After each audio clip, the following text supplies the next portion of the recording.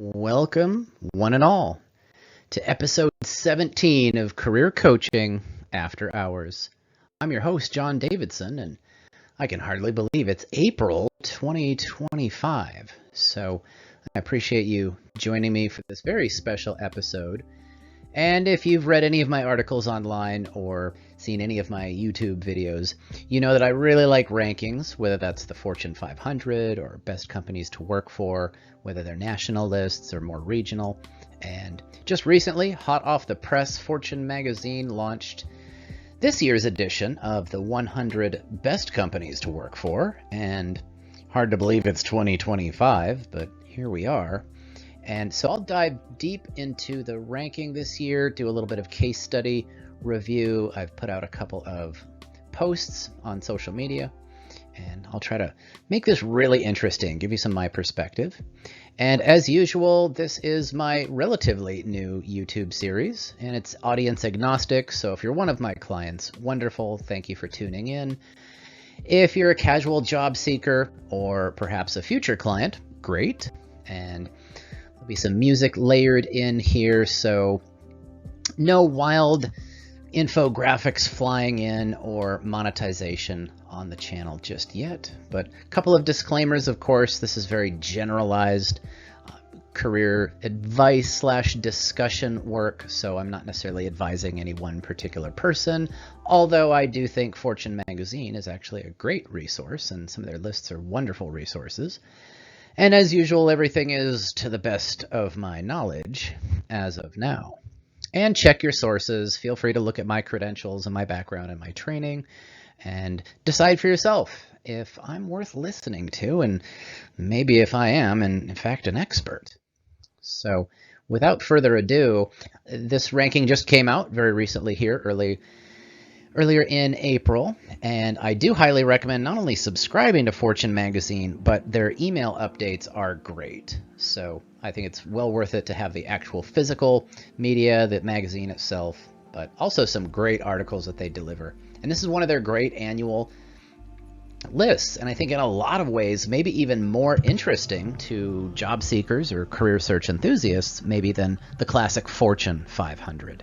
And so Microsoft Designer helped me build some really neat artwork there to figure out who is the top banana out there among all these wonderful brands.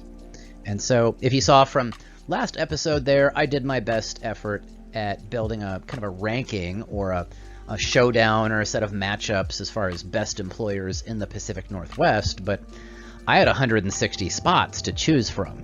So you could say that narrowing down a national list of best companies to only 100 is nearly impossible. So on a certain level, I applaud the methodology that Fortune magazine uses. Of course, they use Great Places to Work as a firm to help with all this, and they sort through the surveys and talk to employees and human resources professionals. But I'd say 100 isn't enough. And one of the interesting things about the Fortune 500, for example, is if you dig a little deeper, you can see beyond the Fortune 500, if you will, right? So if you go through Fortune's listing, you can figure out who they're past the 500 into the 1,000 ranking.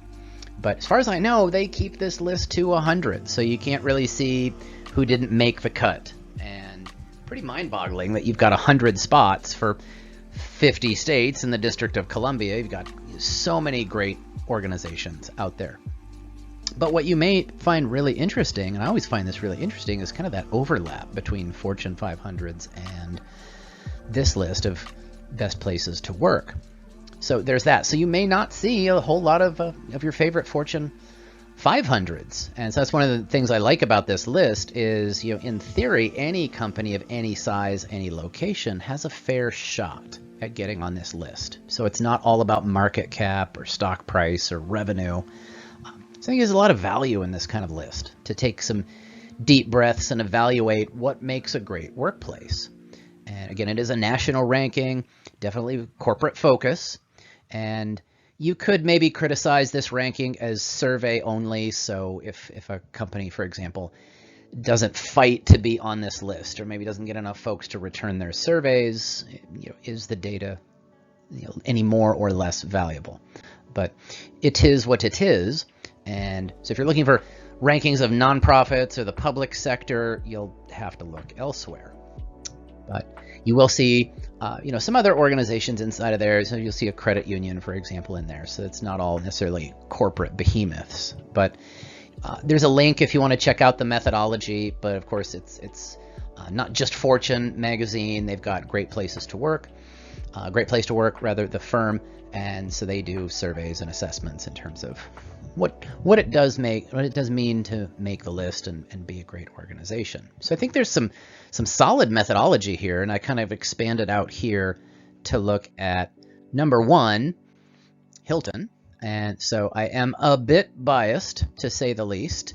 There are certainly some great brands that I really like on this year's list, so I'll try not to point those out too obviously. But I think this can be just such a useful list if you don't mind taking the extra time to kind of dig a little deeper, like you see on the slide there.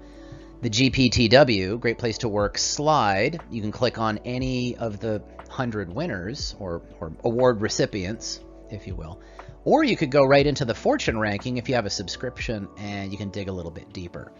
And so a lot of times I work with clients who are interested in making a change or a shift or a pivot. And oftentimes I find it's helpful to look at an organization's website, let's say Hilton, number one winner. But what can we really learn from a company's website in terms of their brand or their value proposition or their core leadership principles? You could say a lot of that is kind of marketing heavy or tinged by brand perception and how they want to be seen, where this is data that's third party and helps you dig in a little bit. So if you're an outsider, let's say hypothetically I wanted to work at Hilton, which I think, like I say, is a great brand. Big fan of the Hampton Inn chain, which is managed by Hilton. So, if Hilton wants to send me some vouchers for some free nights, I wouldn't turn that down. But I have not received anything from any of these organizations, by the way. So what you see here is actually some really interesting detail that, as far as I know, really can't be found on an organization's website or LinkedIn or Glassdoor. So I might make the argument, if you want to work at one of these organizations or you're considering a shift to one of them, take a look at this. It's worth it. And of course, if you're a Fortune subscriber, you get access to all of this. So again, relatively inexpensive magazine subscription that does give you some interesting stats. So over there on the right, you can kind of see it's a little bit small, but Fortune magazine certainly has a profile for all 100 of them, and that'll give you some stats around their profitability, their market value. That might be nice to know, total employees. Over on the left, you'll actually see the GPTW, Great Place to Work data, in terms of what the corporate culture is like. So you could make a really good point that if they're on this list, they're probably already highly rated, and maybe not a bad place to start looking if you're willing to look at larger firms, or maybe even consider a relocation kind of thing, or look outside of maybe a field or industry that you've worked in before. And you're going to see a lot of really interesting diversity on the list. You'll see pharma, big tech, medium tech, software, healthcare, hospitality, food service, grocery, retail, lots of different areas, to say the least. But what I did too, if you want to check out my LinkedIn profile there, I've done some posts there, and I'll finish these off, where I've actually mapped out not just their careers link, their careers portal, but also their actual LinkedIn profile page. As far as I can tell, all 100 of them are loaded in and ready to go, because part of the reason I wanted to do a presentation on this, and I think this list is interesting, is that it's April 2025, we're in Q2, and I wanted to get a little bit of sense of kind of the headline behind the headline. So I think it's great to have the ranking, but at this point in the year, how many open jobs are there? And what I noticed when I looked at the stats through Fortune is not every one of the 100 firms actually mapped out how many open jobs there were. Many. So I think about 80, 85 or so. So about roughly a dozen, 15 or so, where I double checked some of the stats, but I also had to fill in some of the gaps. I actually mapped out a spreadsheet. If you'd like a copy of it, let me know. But if I adjust out Walmart and Target, for example, the two big retailers on the list, and kind of factor out the hourly roles and focus more on corporate roles and more salaried roles, the total is over 90,000. And I thought that was really interesting. So what I did, I tried to keep it fair for those two juggernauts, Target and Walmart. And it's interesting, in the Fortune stats, they didn't have that. Walmart had about 2,400, and you can see Target in there too, where I kind of reverse engineered out some of the hourly roles there and part-time roles. So you could say the number is much larger, but I thought that was actually really interesting, is you have almost 1,000 open roles per organization. And some just have a handful there. You can kind of see in the screenshot there, screen grab. In some cases, it's kind of a small handful, like Perkins Coie, very well-known law firm based here in the Seattle area. But several actually had quite a few open jobs. And yeah, so feel free to check my stats or check the math, but I thought that was really interesting and kind of heartening, considering how strange 2025 has been, in a year where we've had 100,000 layoffs in the federal government and talk of tariffs and turmoil inside the stock market, those kind of things. But absolutely feel free to ping me if you'd like the stats there. But on LinkedIn, you'll find links to all these organizations' LinkedIn profile, kind of A, also B, the link to their careers page. And kind of not for nothing, one thing you'll see throughout all of these wonderful organizations, a lot of applicant tracking systems like Workday. And so maybe not a bad reminder that if you are applying to jobs, whether it's for a large corporation or a nonprofit, keep that in mind, that so many organizations use some kind of an applicant tracking system. And their software may be giving your resume a hard time. So there are pros like me that help with those issues. So a couple of links there, so feel free to check those out. There's Fortune, a great place to work, of course, and that is right from that main link as well.